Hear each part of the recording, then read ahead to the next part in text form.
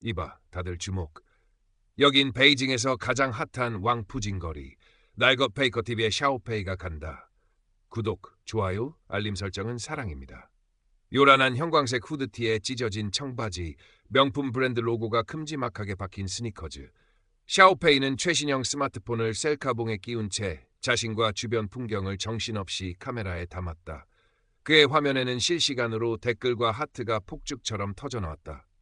스물셋 샤오페이에게 세상은 곧 SNS였고 현실은 자극적인 콘텐츠를 위한 배경일 뿐이었다.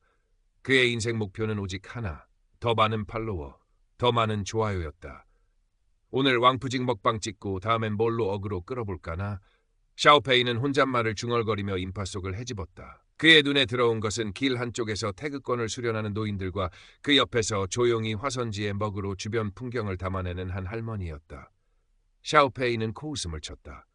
에이, 저런 건 너무 고리타분해. 조회수 안 나와. 그의 머릿속에 번뜩이는 아이디어가 스쳤다. 천안문 광장. 그곳을 지키는 근엄한 인민해방군 의장대. 그들의 부동자세를 도발해서 웃긴 반응을 끌어낸다면?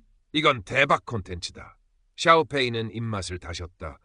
그의 뇌는 이미 천안문 근위병 도발, 역대급 반응 같은 자극적인 제목으로 가득 찼다. 그는 망설임 없이 천안문 광장으로 향하는 지하철에 몸을 실었다.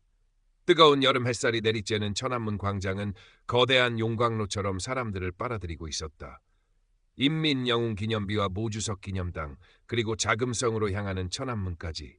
웅장한 건축물들은 중국의 역사와 권위를 온몸으로 내뿜고 있었다.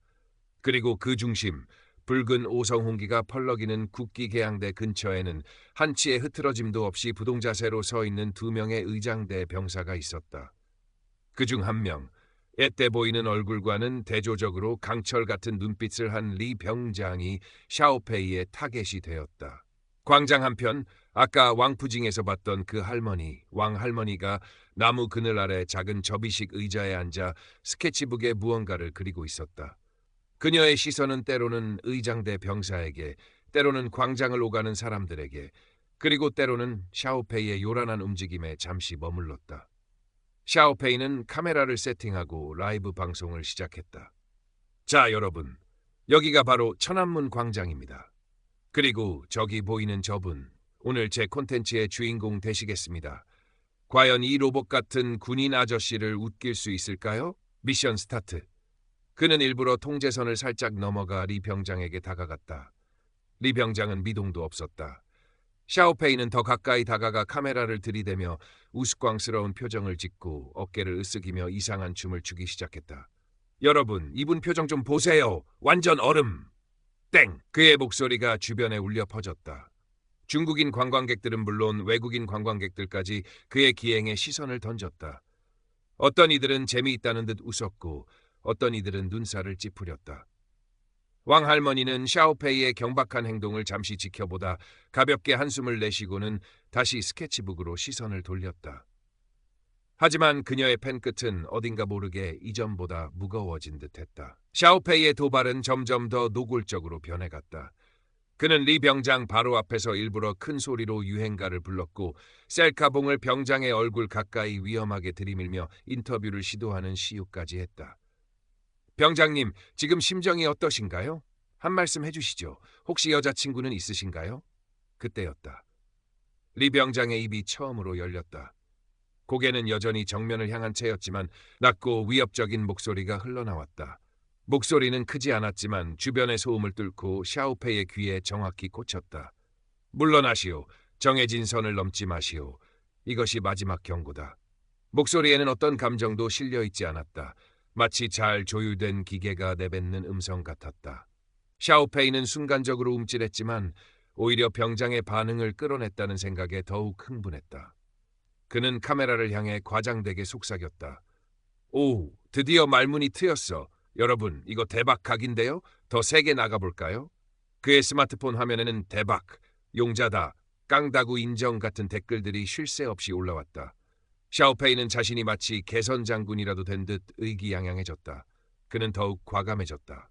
리 병장의 어깨에 손을 슬쩍 올리려는 시육을 하거나 그의 총에 손을 대려는 듯한 아슬아슬한 제스처를 취했다. 에이, 병장님 너무 빡빡하게 구시네. 그냥 장난인데. 바로 그 순간이었다. 리 병장의 손이 번개처럼 움직였다. 그의 단단한 손이 샤오페이의 손목을 강하게 움켜쥐었다. 악!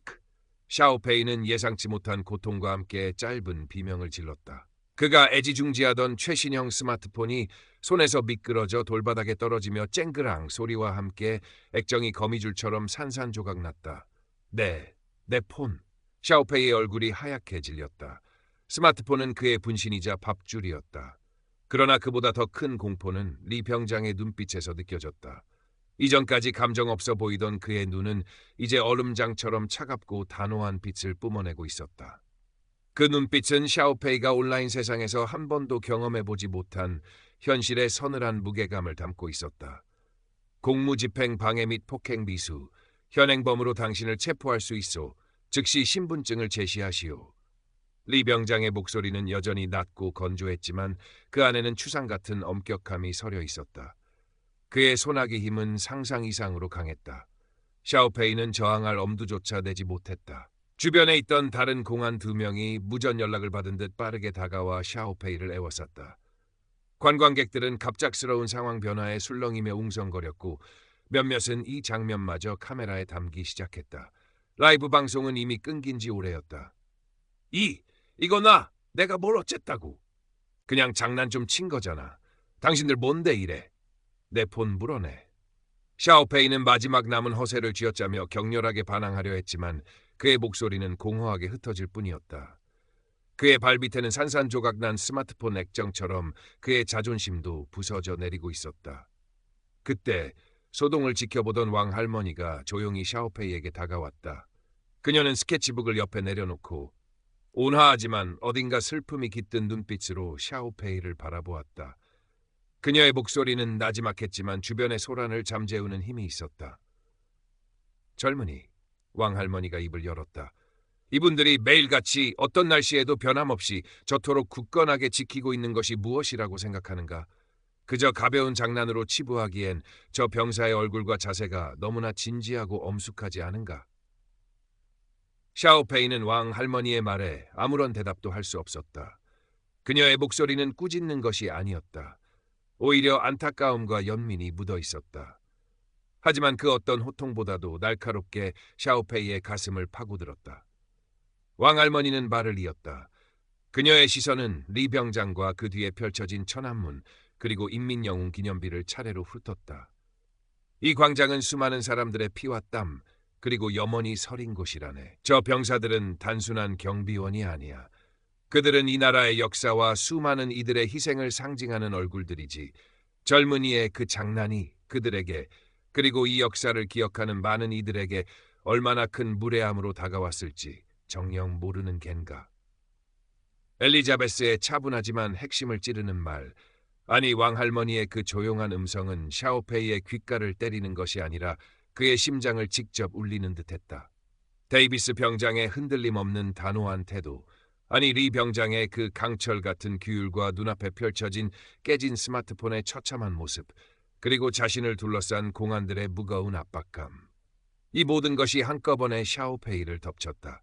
그의 모든 허세와 방어 기제가 한순간에 모래성처럼 무너져 내렸다. 그는 자신이 얼마나 어리석고 유치했으며 자신이 조롱하고 장난감 취급하려 했던 대상이 가진 보이지 않는 무게감과 존엄성을 아주 희미하게나마 느끼기 시작했다. SNS 속의 댓글이나 좋아요 숫자와는 전혀 다른 차갑고 엄중한 현실의 벽과 정면으로 마주한 것이다. 날것 페이커 TV라는 그의 채널 이름이 오늘따라 유난히 부끄럽게 느껴졌다. 그는 진짜 페이커, 가짜였다. 샤오페이의 눈에는 당혹감과 수치심, 그리고 걷잡을 수 없는 후회가 파도처럼 밀려왔다.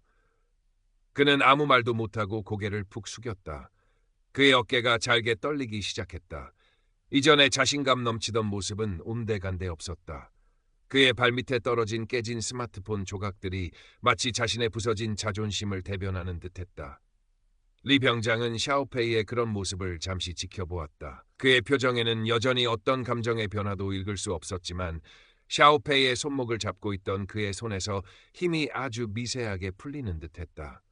그리고는 여전히 낮고 단호한 목소리로, 하지만 이전의 위협적인 톤과는 다른 어떤 마지막 결정을 내린 듯한 어조로 말했다. 떠나시오. 그리고 두 번 다시 이런 어리석은 행동으로 타인의 존엄성을 해치지 마시오. 가서 존중이라는 것이 무엇인지 배우도록. 공안들은 샤오페이를 데리고 조용히 자리를 벗어났다. 리 병장은 마치 아무 일도 없었다는 듯 다시 완벽한 부동 자세로 돌아가 자신의 임무를 계속했다. 그의 침묵은 그 어떤 질책이나 설명보다 더욱 무겁게 샤오페이의 마음에 남았다. 왕할머니는 멀어져가는 샤오페이의 뒷모습을 안타까운 눈빛으로 바라보다 다시 스케치북을 펼쳤다. 그녀는 방금 전에 소동 대신 묵묵히 자리를 지키는 리 병장의 모습을 다시 그리기 시작했다. 그녀의 펜 끝에는 이전보다 더 깊은 존경심이 담겨 있는 듯했다. 샤오페이는 파출소에서 간단한 조사를 받고 훈방 조치되었다. 심각한 공공질서 문란 행위는 아니나 국가 중요시설 및 근무자에 대한 예의를 지키지 않은 점에 대해 엄중히 경고한다는 훈계와 함께였다. 그는 벌금이나 구류 같은 직접적인 처벌은 피했지만 그보다 더 큰 정신적 충격을 받았다. 집으로 돌아온 샤오페이는 자신의 방에 틀어박혔다. 산산조각난 스마트폰 액정을 보며 멍하니 앉아 있었다. 한때 그의 전부였던 SNS 세상이 와르르 무너져 내린 기분이었다. 그는 자신의 채널 랄것 페이커 TV에 접속했다. 과거에 올렸던 자극적이고 유치했던 영상들이 화면을 가득 채웠다. 좋아요와 댓글들이 여전히 달려 있었지만 그것들이 이제는 공허하고 부끄럽게만 느껴졌다. 그는 하나씩 자신의 손으로 그 영상들을 삭제하기 시작했다. 마치 자신의 과거의 부끄러운 흔적들을 지워내는 의식과도 같았다. 왕 할머니의 조용한 질문과 리 병장의 마지막 말이 계속해서 그의 귓가와 마음속을 맴돌았다. 존중이라는 것이 무엇인지 배우도록. 그는 그 말의 의미를 곱씹었다. 이전에는 한 번도 생각해 본 적 없는 단어였다. 며칠 후 샤오페이는 큰 용기를 내어 다시 천안문 광장을 찾았다.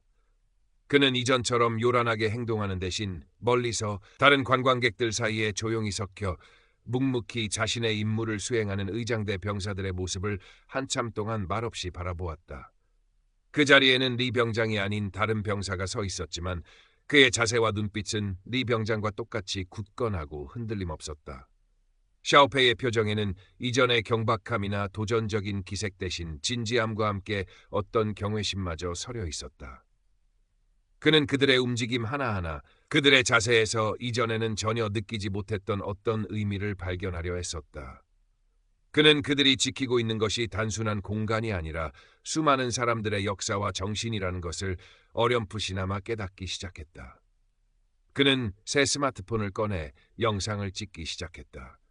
하지만 이번에는 카메라 렌즈가 자신의 얼굴이나 과장된 행동을 향하지 않았다. 그는 천안문 광장의 웅장한 모습, 그곳을 찾는 다양한 사람들의 표정, 그리고 무엇보다도 멀리서 존경심을 담아 촬영한 의장대 병사의 굳건한 모습을 담담하게 카메라에 담았다.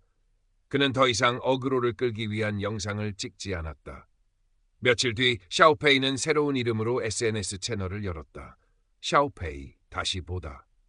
그의 첫 번째 영상은 천안문 광장의 풍경과 함께 그의 낮은 내레이션이 잔잔하게 깔리는 영상이었다. 우리는 때로 너무 많은 것을 놓치고 살아갑니다. 화려함 뒤에 숨겨진 수많은 땀방울을, 요란한 소리 속에 묻힌 진실된 침묵의 무게를. 저는 오늘 이곳에서 아주 작은 것을 깨달았습니다. 그것은 바로 존중입니다. 보이지 않는 곳에서 묵묵히 자신의 자리를 지키는 모든 이들에 대한 존중, 그리고 우리가 발딛고 살아가는 이 땅의 역사와 문화에 대한 존중 말입니다. 이제야 아주 조금은 알 것 같습니다. 영상에는 자극적인 효과나 빠른 편집은 없었다. 하지만 그의 진심이 담긴 목소리와 차분한 영상은 이전과는 다른 울림을 주었다. 영상에는 좋아요가 천천히, 하지만 꾸준히 눌리기 시작했다. 댓글에는 비난이나 조롱 대신 공감과 응원의 메시지가 달렸다. 샤오페이는 그 후로도 계속해서 영상을 만들었다. 베이징의 오래된 후퉁 골목을 지키는 사람들, 새벽부터 거리를 청소하는 환경미화원의 뒷모습, 늦은 밤까지 손님을 맞는 작은 가게의 주인, 병원에서 분주히 움직이는 의료진의 모습까지. 그는 더 이상 자신의 얼굴을 화면 가득 채우지 않았다. 대신 도시 이면에서 묵묵히 자신의 삶을 살아가는 평범한 사람들의 진솔한 이야기를 담담한 시선으로 담아냈다. 그의 카메라는 세상을 바라보는 새로운 눈이 되었고 그의 채널은 작지만 의미 있는 소통의 공간으로 변해가고 있었다. 어느 날 그는 왕푸진 거리에서 우연히 왕할머니와 다시 마주쳤다. 왕할머니는 여전히 한 손에는 작은 스케치북을, 다른 한 손에는 붓을 들고 있었다. 샤오페이는 잠시 망설이다가 그녀에게 다가가 정중하게 고개를 숙였다. 할머니, 안녕하세요. 저 기억하시죠? 왕할머니는 샤오페이를 보고 온화하게 미소 지었다. 그럼 기억하고 말고 많이 달라졌구나, 젊은이. 네, 할머니 덕분입니다. 그리고 그 병사님 덕분에요. 샤오페이는 멋쩍게 웃으며 말했다. 왕할머니는 그의 어깨를 가볍게 두드렸다. 스스로 깨달은 것이지 세상에는 눈에 보이는 것보다 더 중요한 가치들이 많단다. 그것을 알아가는 것이 바로 어른이 되는 과정이지. 그녀는 샤오페이가 들고 있는 카메라를 보며 말을 이었다. 좋은 이야기를 많이 담으렴. 세상은 아직 아름다운 이야기들로 가득하니까. 샤오페이는 왕할머니의 말에 다시 한번 깊이 고개를 숙였다. 그는 이제 더 이상 날것 페이커 TV의 샤오페이가 아니었다. 그는 세상을 다시 보는 샤오페이, 진정한 가치를 찾아가는 한 명의 평범한 젊은이였다. 그의 발걸음은 이전보다 훨씬 차분하고 진중해져 있었다. 그의 카메라는 앞으로 또 어떤 새로운 이야기들을 담아낼까? 그것은 아무도 몰랐지만 분명한 것은 그의 이야기가 이제 누군가에게 상처를 주는 대신 작은 위로와 따뜻한 공감을 전해줄 것이라는 사실이었다. 그의 스마트폰 화면에는 여전히 댓글과 좋아요가 올라왔지만 이제 그것은 더 이상 그의 존재 이유가 아니었다. 그는 화면 너머의 진짜 세상을 보기 시작한 것이다.